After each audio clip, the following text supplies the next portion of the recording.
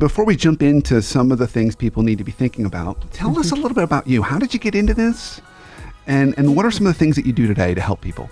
Well, first of all, I'm going to steal your career itchiness word, if that's okay. Oh, we can talk about that later done. Because that's a perfect way to describe it.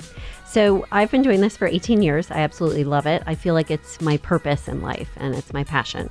And I started out working in a marketing job at a university that I just hated.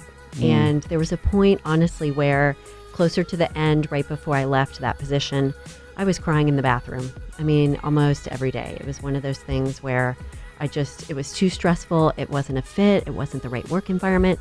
And honestly, I worked for a boss that was so tough, so difficult and demanding that's part of why I just felt like I couldn't measure up. So job wasn't a fit, the culture wasn't a fit, and the boss wasn't a good fit. Yeah. Oh, that's rough. Exactly. And the funny thing is, I remember, when I interviewed for that job several years before, I remember thinking, this job is not going to be a fit for me.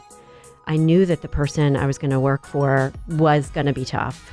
And second, honestly too, I had to wear pantyhose for that job, and I hate wearing pantyhose. I grew up in Florida, and pantyhose is just not my thing, because it was one of those, it was like in development where I had to look the part, right?